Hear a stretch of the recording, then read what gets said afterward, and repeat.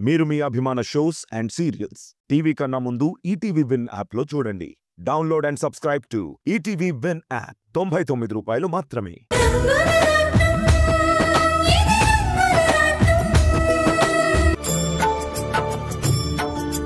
ధ్రువం ధ్రువేణ హవిషా తస్మై దేవాతి ధ్రువన్న అయం చ బ్రహ్మణస్పతిః. సీతారామచంద్రదేవతాభ్యో నమః. అయం ముహూర్తః శుభముహూర్తోऽస్తు. కళ్యాణముహూర్తః శుభముహూర్తోऽస్తు. ఓం మాంగళ్యం తంతునానేన లోకరక్షణహేతునా కంఠే బధ్నామి శుభగే జీవ శరదాం శతం. శ్రీరామచంద్రమూర్తి దేవతా సుముహూర్తోస్తు. మాంగళ్యధారణ ముహూర్త శుభముహూర్తోస్తు. సావధాన సుముహూర్తే సావధాన శుభలగ్నే సావధాన. శ్రీలక్ష్మి బావకి నాకు ఎంతో గ్రాండ్ గా జరగాల్సింది పెళ్లి. శ్రీరామపత్ని కొంచెం లేట్ అయినా తప్పకుండా జరుగుతుందిలే. కోమలాంగి భూగర్భజాత భువనైకమాత వధూవరాభ్యాం వరదాపవంతో. సావధాన సుముహూర్తే సావధాన శుభలగ్నే సావధాన. శ్రీలక్ష్మీనారాయణ ధ్యాన సావధాన.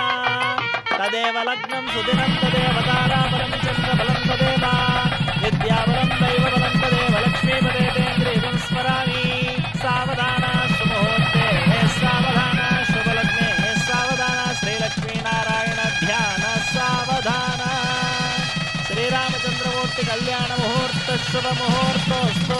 మాంగళ్యధారణ ముహూర్త శుభముహూర్తోస్తు.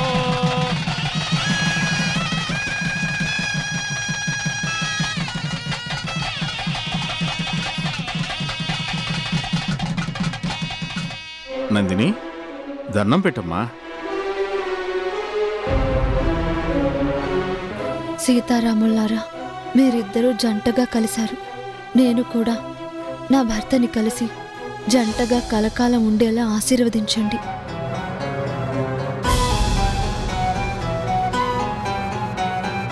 సీతారామచంద్ర అనుగ్రహ ప్రాప్తిరస్తు.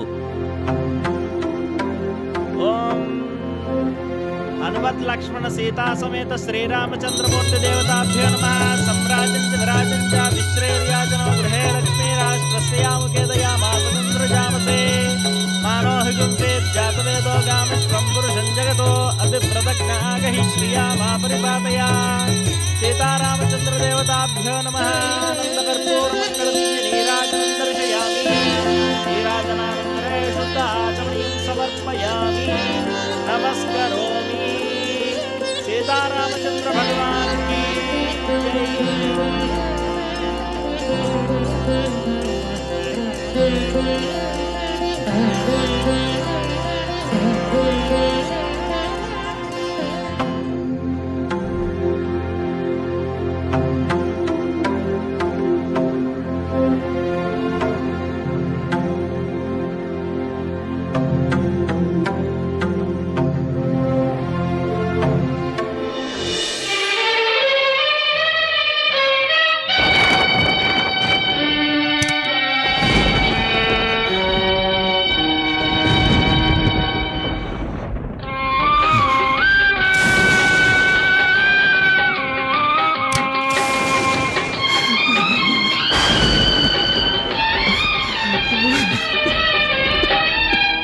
వేగు చుక్క మొలిచింది, వేగువ పొడ చూపింది. వేగు చుక్క మొలిచింది, వేగువ పొడ చూపింది. తూర్పు తెల్లవారక ముందే కాలం మాటేసింది. నా కళ్ళను కాటేసింది. కాలం మాటేసింది. నా కళ్ళను కాటేసింది. వేగు చుక్క మొలిచింది, వేకువ పొడ చూపింది. తూర్పు తెల్లవారక ముందే కాలం మాటేసింది. నా కళ్ళను కాటేసింది. కాలం మాటేసింది. నా కళ్ళను కాటేసింది.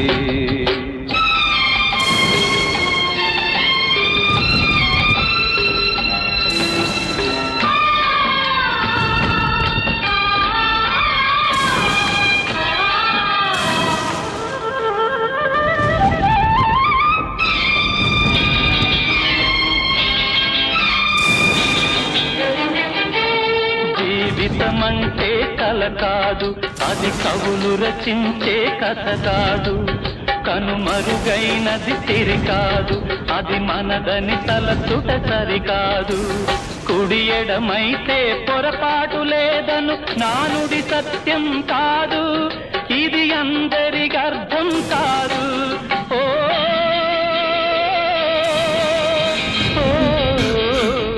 మాధవి, వేగు చుక్క మొలిచింది, వేకువ పొడ చూపింది. తూరుపు తెల్లవారక ముందే కాలం మాటేసింది, నా కళ్ళను కాటేసింది.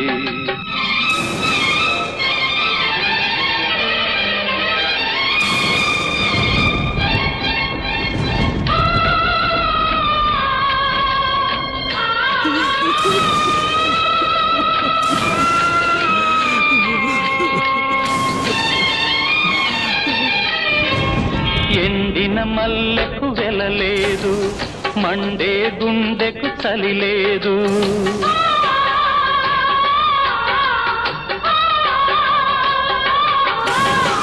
ఎండిన మల్లెకు వెలలేదు, మండే గుండెకు చలి లేదు. మంచిని మించిన గత లేదు, విధి వంచెన కన్నా వెతలేదు. ఓ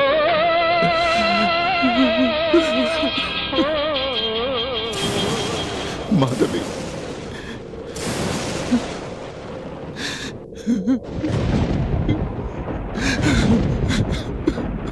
హర్ష గారు, ఏం జరిగింది?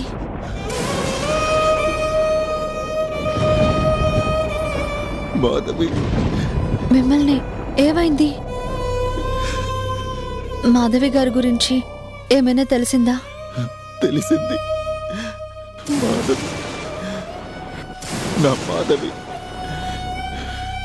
లోకం నుంచే వెళ్ళిపోయిందని చాలా ఆలస్యంగా తెలిసింది.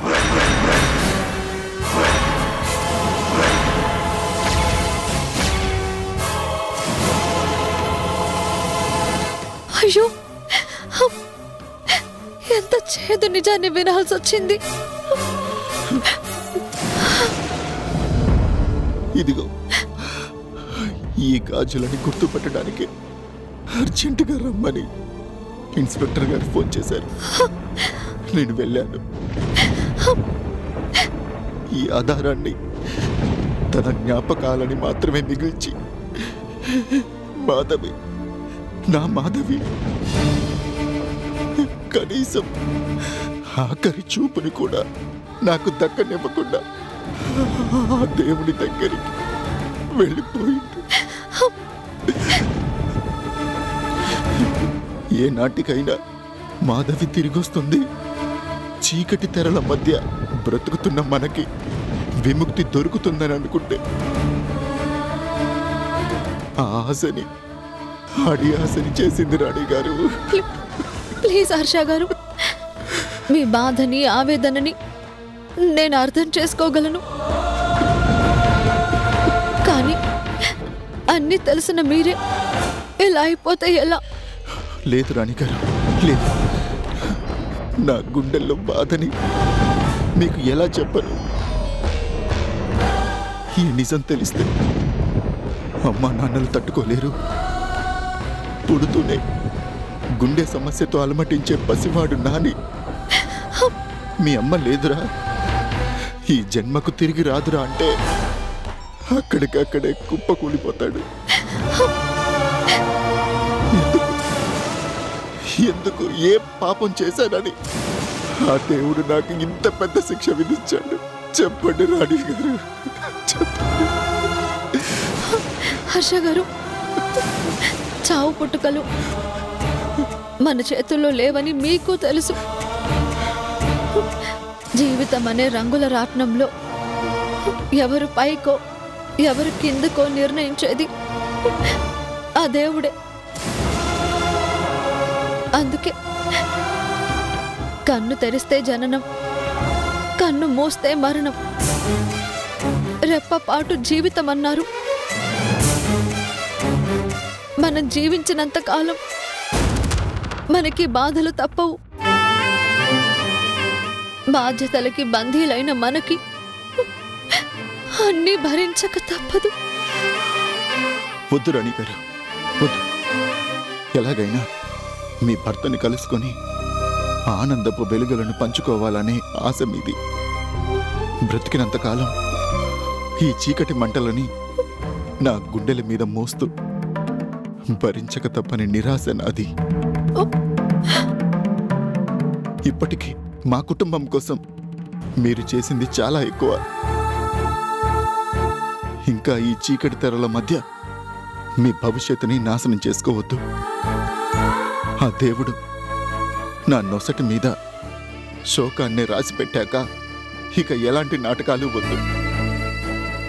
వెళ్ళిపోండి, మీరు వెళ్ళిపోండి. కనీసం మీరైనా సుఖంగా ఉంటే మాధవి ఆత్మ సంతోషిస్తుందేమో.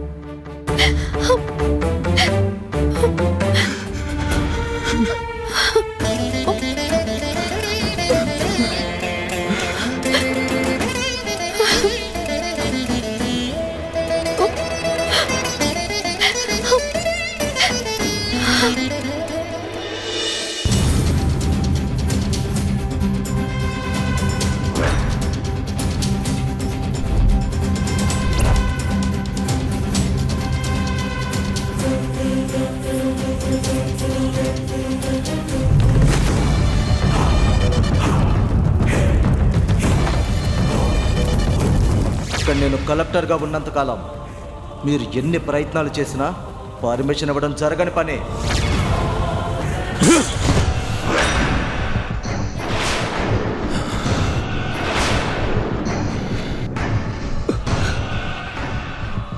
డాడ్, ఏం జరిగింది?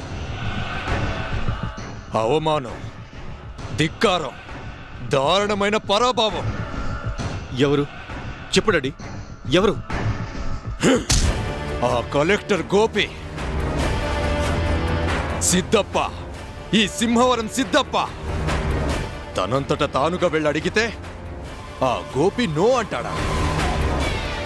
కలెక్టర్గా తన హోదాని ధర్మాన్ని చూపిస్తూ నన్నే ఎదురించి మాట్లాడతాడా? ఆ హర్షకి పర్మిషన్ ఇచ్చినట్టే నాకు ఇవ్వమంటే ఈ సిద్ధప్ప ట్రాక్ రికార్డ్ బాగోలేదని అవమానిస్తాడా? అర్థమైంది డాడీ. మనమేంటి, మన రేంజ్ ఏంటి? కలెక్టర్ అయినంత మాత్రాన అంత ఫోజు కొడతాడా? అధికారం ఉంది కదా అనే పొగరు. జరిగింది తలుచుకుంటే నా రక్తం మరిగిపోతుంది. మనకి దక్కనిది ఇంకెవరికి దక్కడానికి వీల్లేదు. దెబ్బకి దెబ్బ కొట్టి తీరాల్సిందే. డాడీ, మీరు ఊ అనండి చాలు. ఆ కలెక్టర్ని రాత్రికి రాత్రే మన ఏరియా నుంచి పారిపోయేలా చేస్తాను. Do or die. వాడికి ఇంకో ఆప్షన్ కూడా ఇవ్వనంతే. ఆ తొందరపాటే వద్దనేది. ఇప్పుడు మనం టార్గెట్ చేయాల్సింది ఆ కలెక్టర్ని కాదు, హర్షాని. ఓటమి అనే మాట ఈ సిద్ధప్ప చరిత్రలో ఉండడానికి వీల్లేదు. ఓకే డాడీ, ఆ హర్ష సంగతి నాకు వదిలేయండి. క్వారీకి వెళ్లే దారిలోనే వాడికి స్పాట్ పెట్టేస్తాను. విశాల్, ఇంత డబ్బు, పలుకుబడి, మంది, మార్బలం ఉండి కూడా నేను ఆ హర్షాన్ని లేపేయకుండా ఇన్నాళ్ళు ఎందుకు ఊరుకున్నానో తెలుసా? మనం గెలవడం అంటే ఎదుటివాడిని చంపటం కాదు. పోటీ అనే ఈ ఆటలో అష్టదిగ్బంధనం చేసి ఆ హర్షాన్ని గిలగిలా కొట్టుకునేలా చేయాలి. అది దెబ్బకి దెబ్బ కొట్టడం అంటే.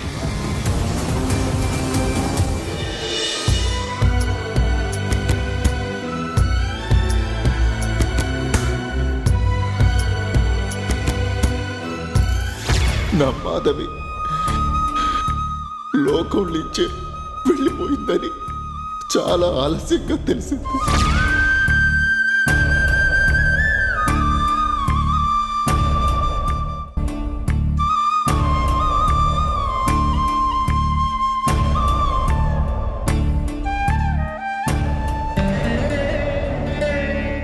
మాధవి, ఎందుకు ఆ దేవుడు అర్ధాంతరంగా నీ బతుకుని ఎందుకు ముగించాడు? ఎంతో మంచి మనసున్న దానివే అనుక్షణం నీ కుటుంబం కోసమే ఆరాటపడే గొప్ప ఇల్లాలివే. నీ బిడ్డని, నీ భర్తని అత్తా మామలని కూడా నీ ప్రాణం కంటే ఎక్కువగా చూసుకునే నీకు ఏ పాపం చేశావని ఇంత ఘోరమైన శిక్ష? హర్ష గారి బాధని చూస్తుంటే నాకు ఎలా ఓదార్చాలో కూడా తెలియలేదు. గుండెలని పిండేసే ఈ చేదు నిజాన్ని బయట పెట్టడానికి వీల్లేదు. ఈ నిప్పుని నా గుప్పిట్లోనే దాచుకునే శక్తి లేదు. నేనేం చెయ్యాలి మాధవి? నేనేం చెయ్యాలి?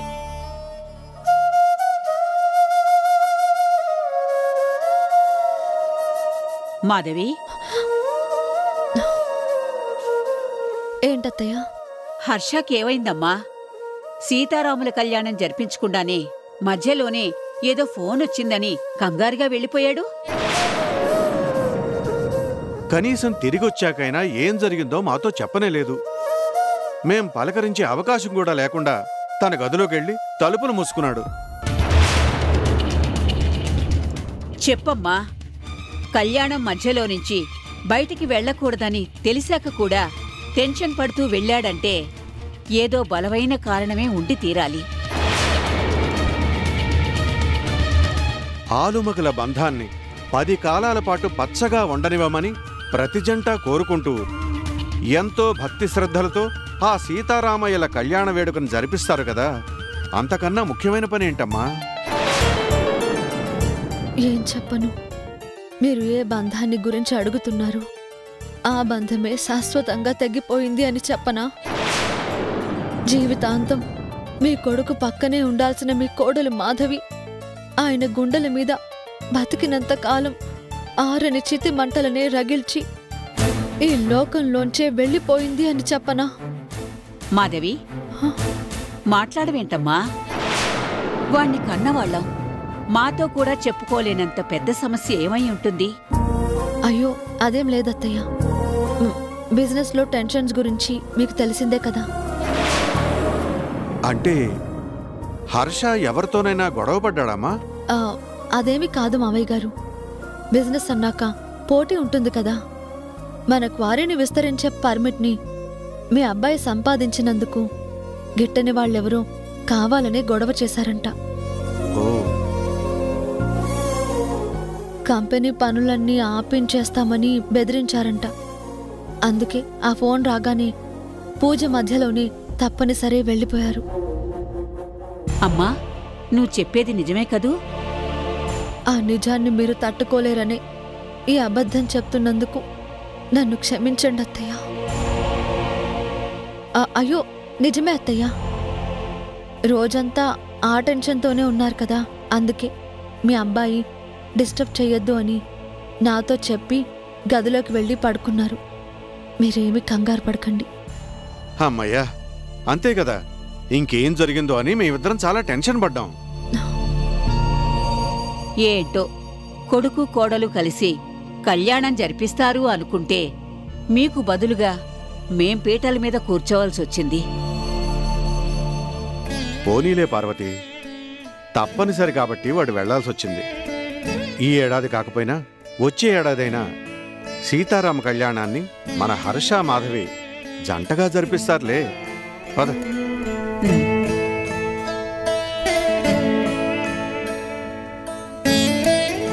మీ కోరిక వచ్చే ఏటికే కాదు, ఏ నాటికి తీరదు అని తెలిస్తే మీరేమైపోతారో.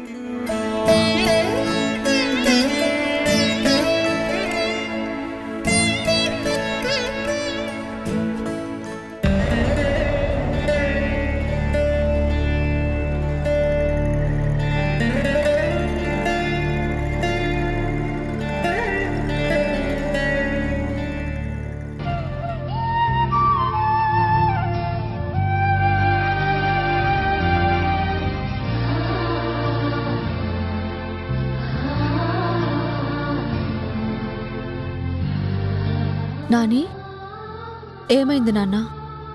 ఏంటి ఏమైంది? స్కూల్ నుంచి వచ్చినప్పటి నుంచి చూస్తున్నాను, ఈ ఇంట్లో అందరూ సీరియస్గా ఉన్నారు. గుడ్ న్యూస్ చెప్పాలనుకుంటే నువ్వు కూడా దొరకడం లేదు. గుడ్ న్యూసా? ఏంటది? ఇవాళ మా స్కూల్లో హెడ్ మాస్టర్ గారు నన్ను స్టేజ్ మీదకి పిలిచి స్టూడెంట్స్ అందరి చేత క్లాప్స్ కొట్టించారు తెలుసా. నన్ను వెరీ గుడ్ అని మెచ్చుకున్నారు. అబ్బో ఎందుకట? ఎందుకంటే నీ కొడుకు ఎగ్జామ్స్ లో ఫస్ట్ క్లాస్ తెచ్చుకున్నాడంట. ఇదిగో చూడు.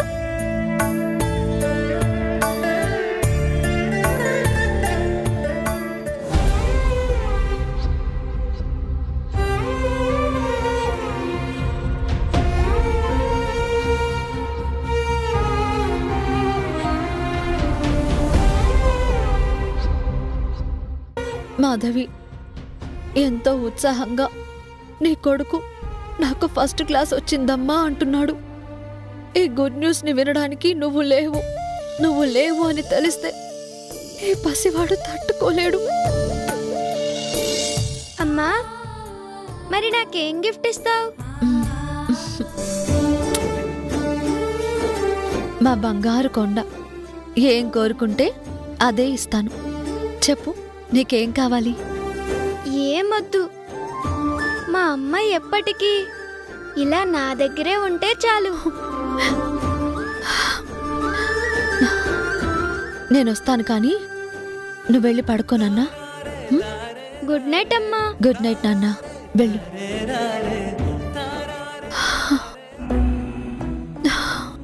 భగవంతుడా, ఏంటి నాకు ఈ పరీక్ష?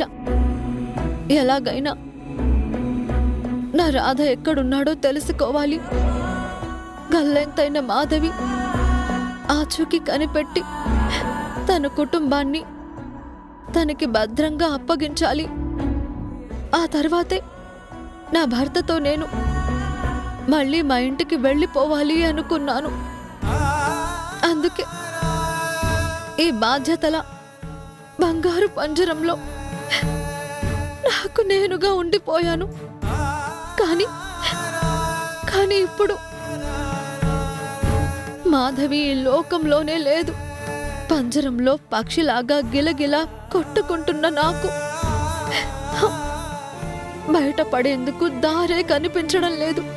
చివరికి నా భర్త కనిపించినా నేను రాణిని, మాధవిని కాను అని చెప్పే అవకాశమే లేకుండా నన్నొక బందీగా మార్చేసావు కదా స్వామి.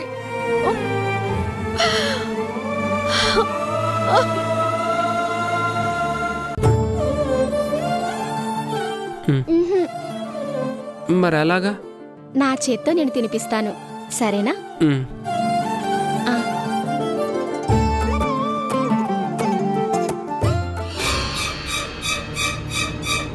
గోరుముద్దలు తినిపించుకునేదాకా వచ్చారా? పిట్ట పూర్తిగా చేజారిపోకముందే తెలివిగా వల విసరాలి.